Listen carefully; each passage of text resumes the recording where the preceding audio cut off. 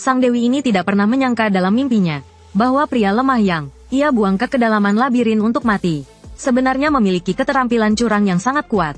Selama dia mau, monster apapun akan lumpuh karena kemampuannya. Lalu, dia memberikan racun dengan damage persentase, dan monster terkuat pun hanya bisa pasrah menunggu ajal di hadapannya. Namun, keterampilan yang luar biasa ini memiliki kelemahan yang fatal. Ia tidak dapat menggunakan keterampilan yang sama berturut-turut pada target yang sama.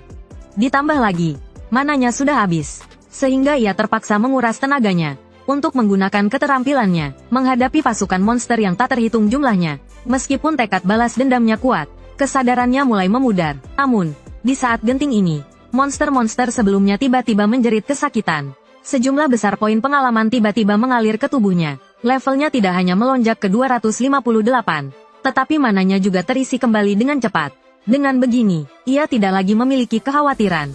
Dia mulai memberikan status pada monster-monster di hadapannya dengan brutal.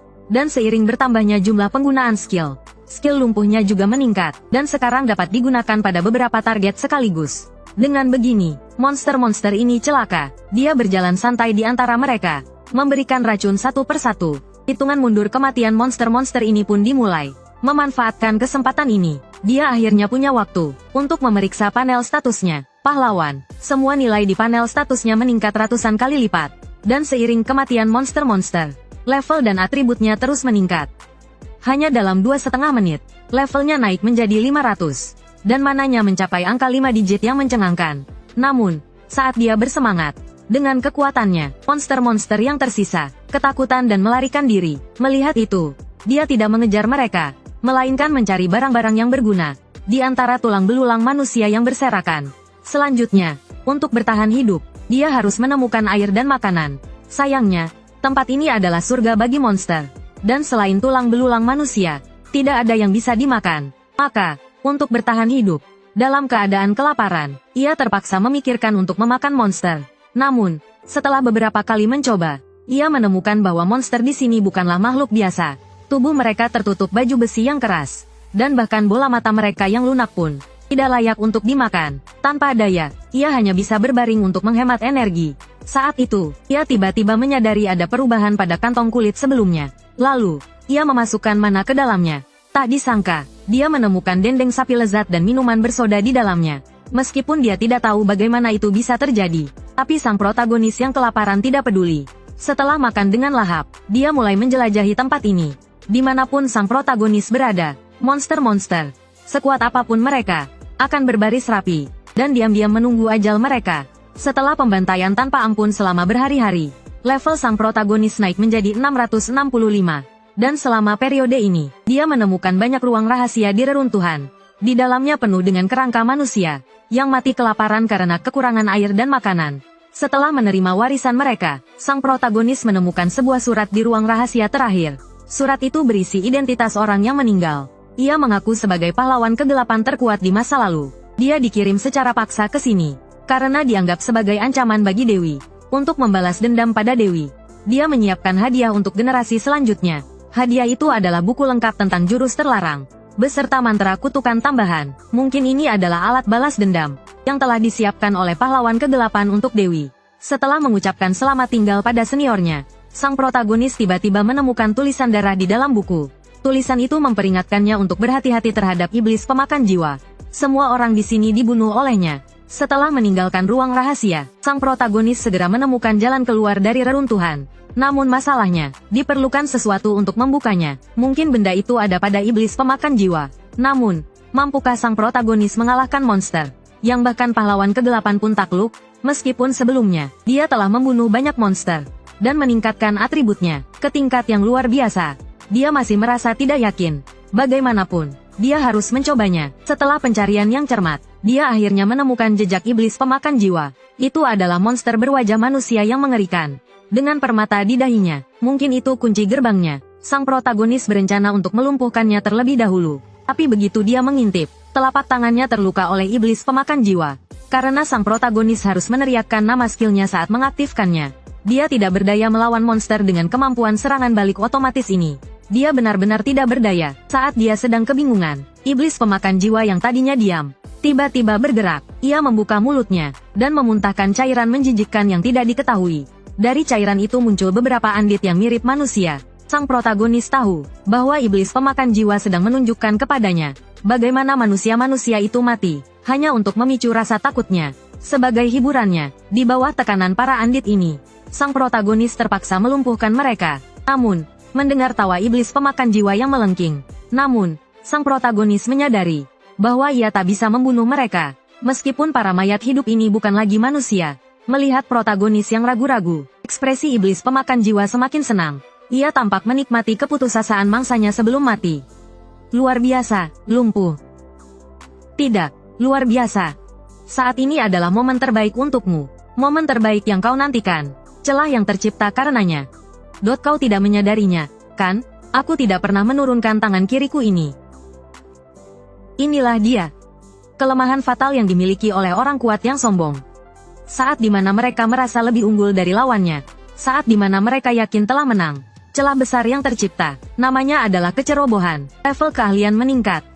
Ternyata semua ini adalah rencana sang protagonis. Penampilannya yang penakut sebelumnya, hanyalah untuk mengelabui iblis pemakan jiwa. Meskipun mayat hidup ini mirip manusia, jika mereka memiliki niat membunuh padanya, ia tidak akan segan-segan. Bagaimanapun, prinsip hidupnya adalah balas dendam.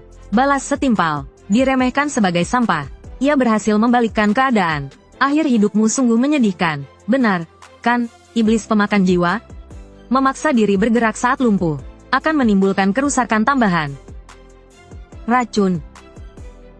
Level keahlian meningkat. Sudah selesai. Tidurlah dengan nyenyak. Tidur. Level meningkat. Dengan kematian iblis pemakan jiwa, sang protagonis akhirnya membuka pintu menuju dunia luar. Mulai saat ini, rencana balas dendamnya terhadap Dewi akhirnya dimulai. Sebelum membalas dendam kepada Dewi, sang protagonis memeriksa efek keahliannya. Pemberian kelumpuhan level 3, kini memiliki kemampuan untuk melepaskan sebagian efeknya. Racun bahkan dapat diatur menjadi serangan non-fatal. Untuk menguji keahlian barunya, sang protagonis mulai mencari monster. Kebetulan saat itu, ia melihat sekelompok slime sedang menindas sesamanya yang lemah. Melihat itu, sang protagonis teringat akan dirinya di masa lalu. Namun bedanya, meskipun slime kecil itu diinjak-injak, ia tidak menyerah, melainkan dengan berani melawan para penindasnya. Adegan ini membuat sang protagonis yang bernasib sama merasa terharu.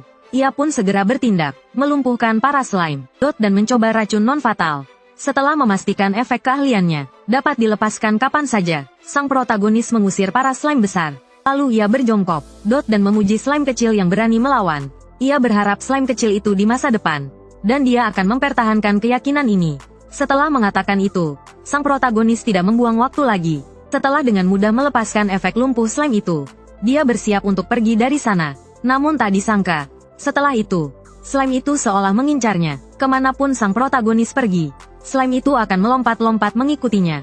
Karena tidak punya pilihan, sang protagonis akhirnya membawanya, dan dengan slime itu di sisinya, sang protagonis memiliki mata tambahan di belakangnya. Dengan begitu, dia tidak perlu khawatir lagi akan serangan dari belakang.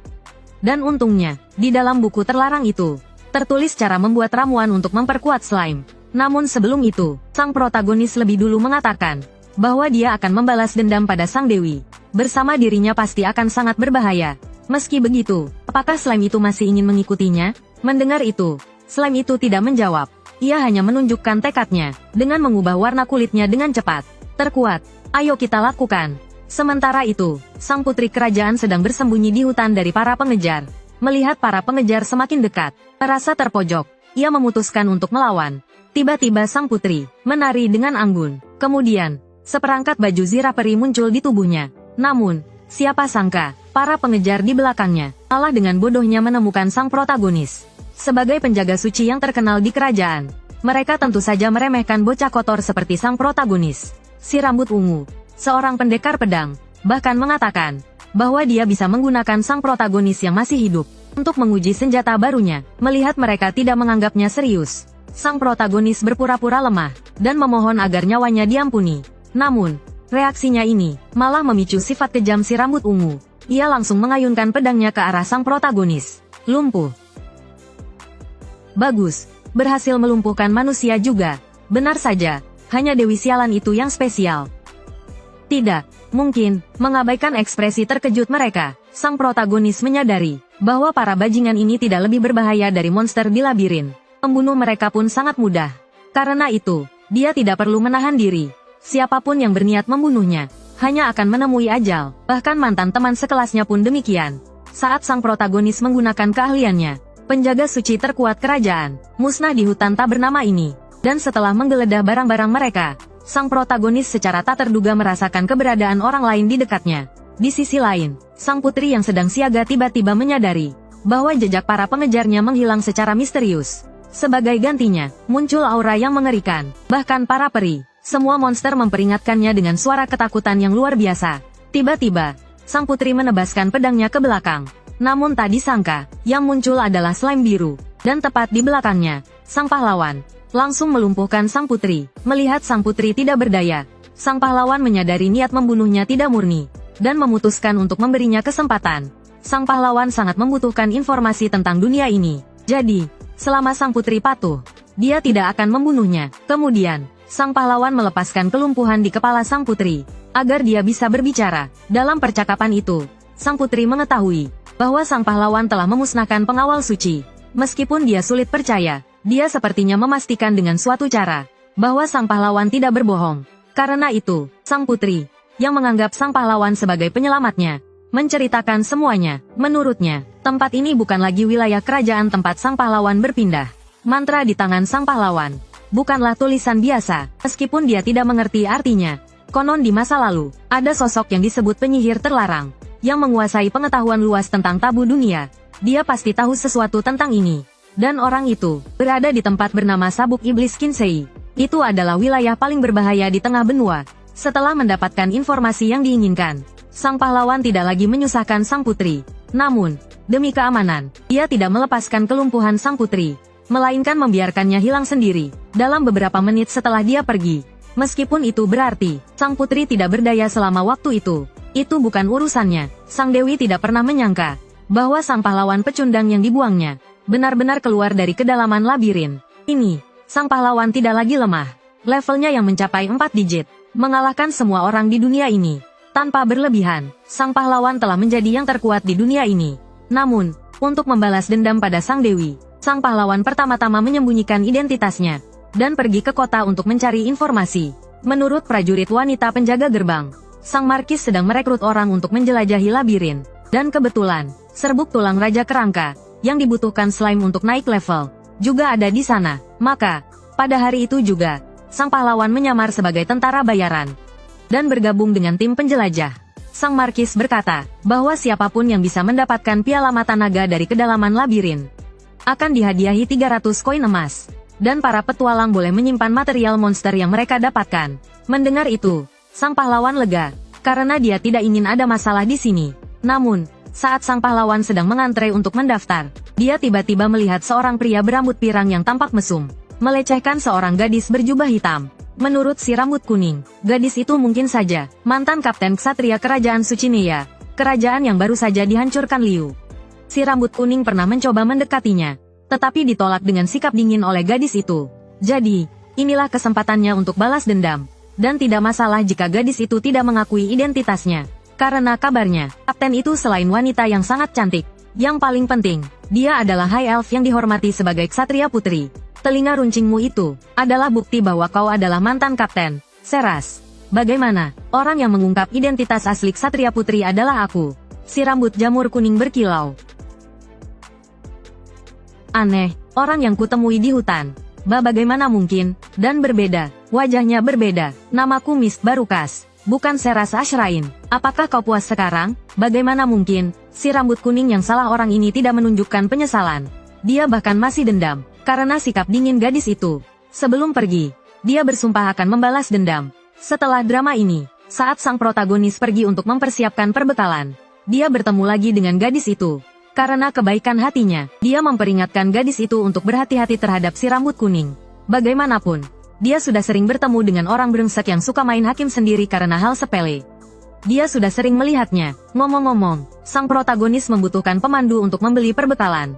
Jadi, dia meminta bantuan gadis itu. Gadis itu tidak menolak. Lagi pula, dia sedang membutuhkan uang. Dengan bantuan gadis itu, sang protagonis segera mendapatkan semua perbekalannya. Keesokan harinya, saat menjelajahi labirin, sang protagonis akhirnya menyadari kekuatannya. Monster yang biasanya ditakuti para petualang, bisa dia kalahkan dengan mudah hanya dengan satu serangan lumpuh dan racun. Namun, poin pengalaman dari monster ini sangat sedikit. Dan pada saat itu, sang protagonis tiba-tiba mendengar si rambut kuning sedang bersekongkol dengan teman-temannya untuk membalas dendam pada gadis itu.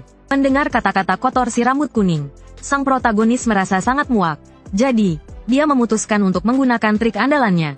Pertama, dia mengangkat tangannya seolah-olah memohon ampun, lalu menggunakan sihir lumpuh. Dengan begini, si rambut kuning dan teman-temannya menjadi seperti domba yang siap disembelih. Ingat ini. Kalian bodoh, karena itu aku akan memastikan untuk membunuh kalian di sini.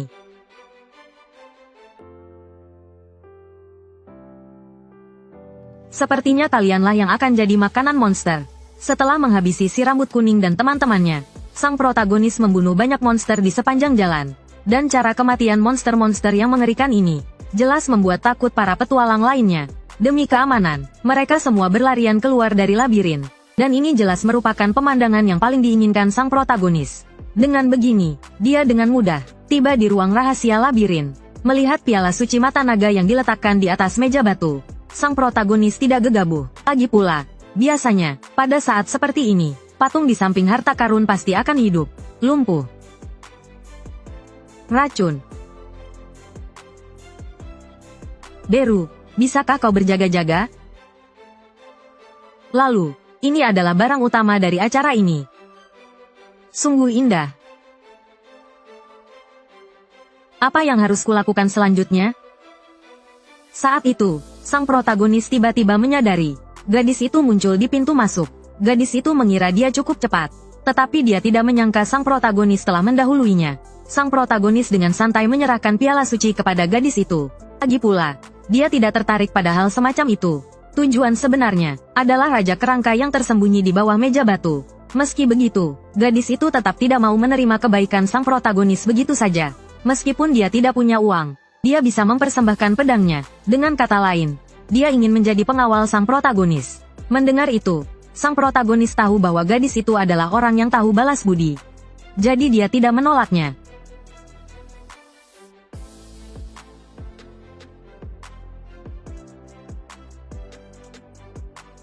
Sungguh memalukan, kau keterlaluan. Setelah menyaksikan kekuatan gadis itu, sang protagonis tiba-tiba bertanya padanya tentang informasi mengenai monster bermata emas. Dikatakan bahwa monster bermata emas memiliki poin pengalaman yang sangat banyak. Umumnya dianggap sebagai mangsa yang paling cocok untuk pahlawan dunia lain untuk naik level. Namun, karena mereka dipengaruhi oleh elemen sihir khusus Kaisar Iblis Agung, naluri buas mereka yang tersembunyi akan sepenuhnya dilepaskan. Mendengar itu, sang protagonis akhirnya tahu alasan mengapa dia naik level begitu cepat. Ternyata labirin yang ditinggalkan itu adalah sarang monster bermata emas. Setelah mengetahui informasi penting ini, sang protagonis pertama-tama memperkenalkan slime dan gadis itu. Lalu dia menyarankan agar gadis yang kelelahan itu beristirahat. Lagi pula, jika dia pingsan di tengah perjalanan, dia juga akan merasa kesulitan. Aku mengerti, kalau begitu aku akan berbaring dan beristirahat sebentar. Beru. Tuan Beru, tidur. Baiklah, dengan begini dia bisa tidur sebentar.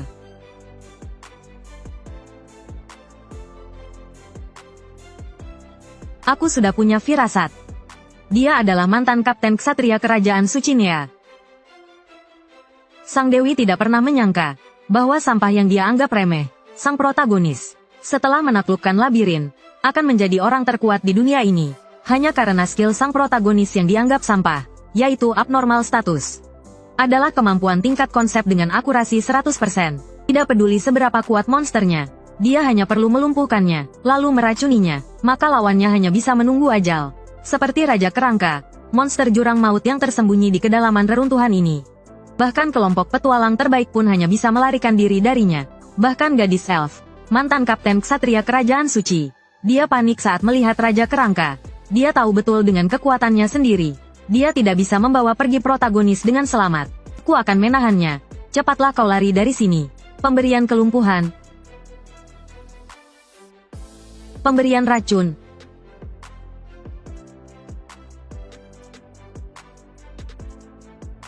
Keren, setelah mengalahkan Raja Kerangka, protagonis berhasil menemukan bahan untuk meningkatkan slime-nya. Namun, saat dia hendak pergi, slime-nya tiba-tiba merasakan sesuatu di dalam tubuh Raja Kerangka. Ada sesuatu di sana. Berdasarkan petunjuk slime-nya, protagonis menemukan sebuah telur monster yang dibungkus kain ajaib. Meskipun tidak tahu apa itu, protagonis tidak terlalu memikirkannya, dan membawanya kembali ke permukaan. Mengabaikan para petualang yang teralihkan perhatiannya oleh cawan suci mata naga. Protagonis berdiskusi dengan peri di malam hari. Dia ingin menyewa peri tersebut sebagai pengawal. Lagi pula, tujuannya adalah pergi ke wilayah monster untuk mencari penyihir terlarang. Tempat itu sering diserang oleh gerombolan monster. Jika ada orang yang ahli bertarung di belakangnya, dia akan merasa lebih tenang. Peri itu ragu-ragu, meskipun tawaran itu tidak bertentangan dengan perjalanannya. Dia memiliki sesuatu yang sulit untuk diungkapkan.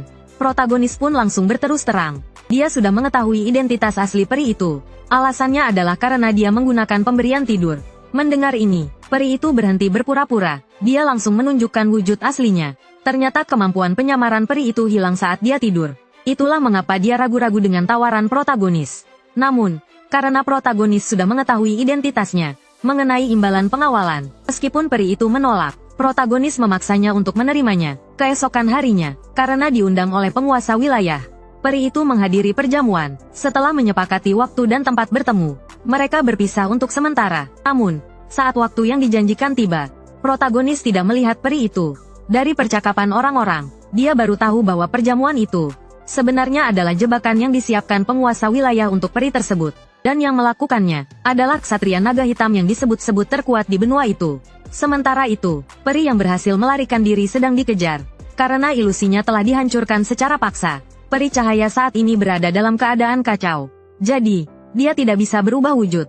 Ditambah lagi dengan kekuatan luar biasa dari ksatria naga hitam, peri itu segera terdesak dalam pertempuran sengit. Dan setelah dia susah payah mengalahkan anggota biasa yang mengejarnya, seorang pemimpin kecil tiba-tiba menyerangnya dari belakang. Menghadapi kata-kata kotor lawannya, peri itu secara tidak sengaja terpeleset dan jatuh ke tanah. Melihat itu, pria tersebut menendang pedang panjang dari tangan peri itu dan menekannya dengan kuat ke tanah sehingga dia tidak bisa bergerak. Melihat wajah jelek pria itu, peri itu menutup matanya dalam keputusasaan. Lumpuh. Nikmatilah ini. Waktunya sudah lama lewat, loh.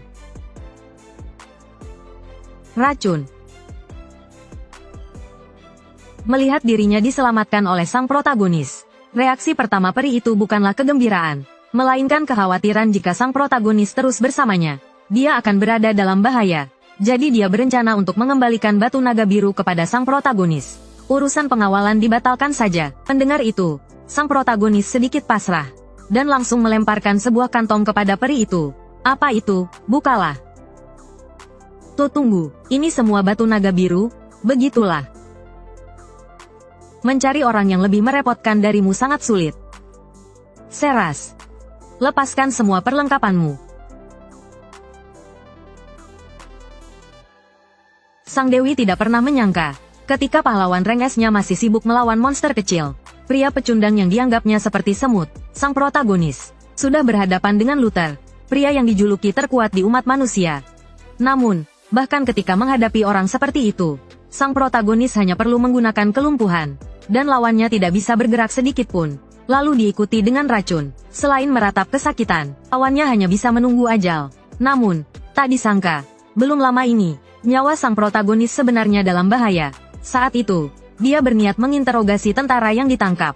Tapi tiba-tiba, sebuah tombak jatuh dari langit.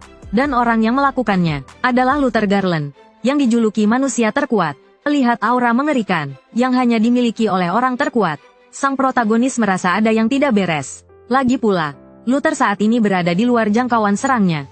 Dia harus sebisa mungkin mengurangi jarak dengannya. Mungkin karena kekuatan Luther terlalu besar, sehingga dia yang sudah lama tidak menemukan lawan, sama sekali tidak menganggap serius sang protagonis dan peri itu. Untuk mencari sedikit kesenangan, dia bahkan memberitahu alasan mengapa peri itu dikejar. Ternyata, para pengejar sebelumnya dikirim oleh mantan raja kerajaan suci, hanya karena sang raja selalu menginginkan kecantikan peri itu. Sejak pertama kali melihat peri itu, dia tergila-gila padanya, dan setelah peri itu pergi, setiap kali memikirkan, peri itu suatu hari akan dinodai oleh pria lain.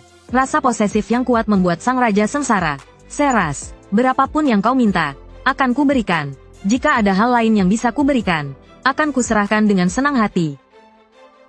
Matilah kau, lenyaplah dari dunia ini. Elf itu sama sekali tak menyangka bahwa orang yang ingin membunuhnya adalah raja yang pernah ia layani. Namun, saat ini itu semua tidak penting. Mayat hidup yang angkuh itu memutuskan untuk memberi elf itu kesempatan hidup. Asalkan elf itu bisa mengalahkannya dalam duel, ia akan membiarkan elf itu pergi. Lagi pula, ia tertarik dengan senjata elf yang melegenda. Namun, sekarang pikirannya tiba-tiba berubah. Entah mengapa, dibandingkan elf itu, ia lebih peduli pada sang protagonis yang hanya orang biasa. Ia penasaran siapa sebenarnya sang protagonis. Mendengar namanya disebut, sang protagonis merinding dan berkeringat dingin. Mayat hidup itu masih di luar jangkauan tembakannya. Jadi, menghadapi musuh terkuat yang bisa membunuhnya dalam sekejap, ia harus sangat berhati-hati. Namun tanpa diduga, mayat hidup itu memiliki intuisi yang tajam. Ia tak hanya langsung menyadari niat sang protagonis untuk mendekatinya, tetapi juga tahu bahwa sang protagonis menggunakan nama palsu. Mayat hidup itu mengagumi keberanian sang protagonis yang berani melawannya. Lagi pula, ia selalu mencari lawan yang seimbang. Namun, karena Dewi adalah teman negaranya, ia tidak bisa menyerang Dewi. Maka, ia mengalihkan targetnya ke pahlawan dari dunia lain. Melihat kesombongan mayat hidup itu, sang protagonis sepertinya menemukan jalan menuju kemenangan. Oleh karena itu, ia mengaku sebagai pahlawan dari dunia lain dan menyatakan bahwa ia bisa menjadi lawan mayat hidup itu. Mengabaikan keterkejutan semua orang, sang protagonis berbicara dengan samar, agar mayat hidup itu tidak menyadari kebohongannya, bahwa ia berbohong. Ia sengaja berbicara dengan samar. Misalnya, posisinya istimewa, dan Dewi memintanya untuk bertindak terpisah dari pahlawan lain. Melihat sang protagonis diperlakukan istimewa oleh Dewi, mayat hidup itu mengira sang protagonis memiliki bakat luar biasa. Jadi, ketika sang protagonis mengatakan ingin pergi sementara, dan akan membunuhnya setelah menjadi lebih kuat, mayat hidup itu tidak marah, malah berniat melepaskannya. Ia juga memutuskan untuk bertarung dengan sang protagonis di masa depan. Namun, saat mayat hidup itu berbalik dan pergi dengan keren, tiba-tiba, wajah sang protagonis menunjukkan senyum mengejek. Aku menang taruhan. Artinya, dalam jangkauan tembakan, para LYZE tenggelam.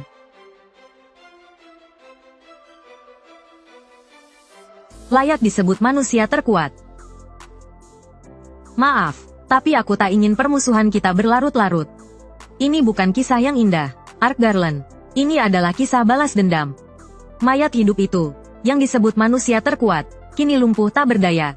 Sang protagonis memanfaatkan kesempatan untuk menembakkan peluru beracun. Namun, mayat hidup itu, layak disebut manusia terkuat, masih bisa bergerak meski dalam keadaan lumpuh. Ini pertama kalinya sang protagonis melihat hal seperti itu.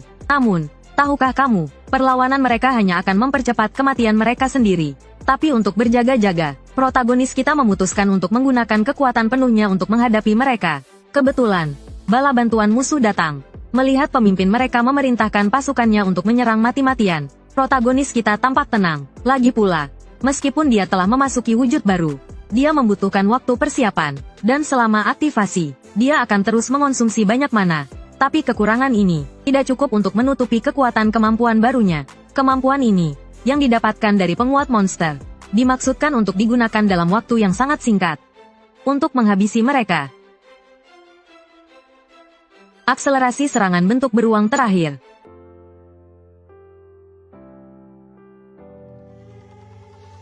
PARALYZE, lumpuh.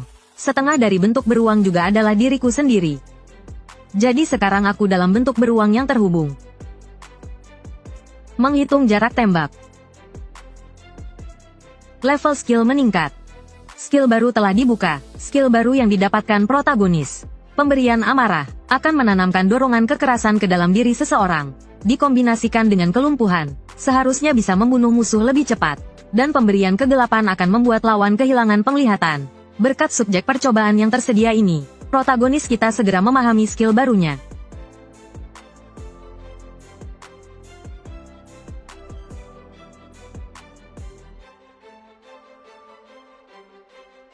PARALYZE, lumpuh.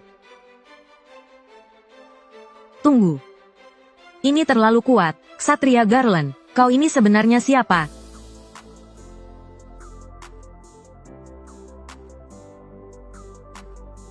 Inilah akhir dari manusia terkuat.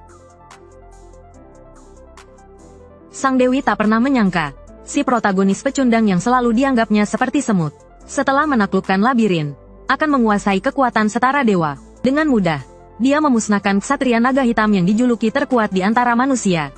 Peri wanita yang disebut sebagai wanita tercantik di dunia, bahkan takluk pada pesonanya. Namun, terhadap obsesi peri wanita itu, protagonis kita tidak bergeming, karena hal terpenting baginya saat ini adalah membalas dendam kepada Dewi. Untuk itu, dia pergi ke ibu kota untuk mencari informasi.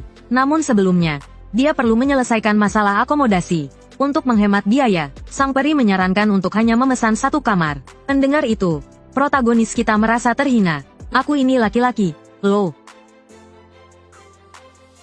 Aku tidak keberatan. Kalau begitu, satu kamar saja. Baiklah. Setelah memenuhi permintaan kecil sang peri, mereka berdua pergi ke kedai.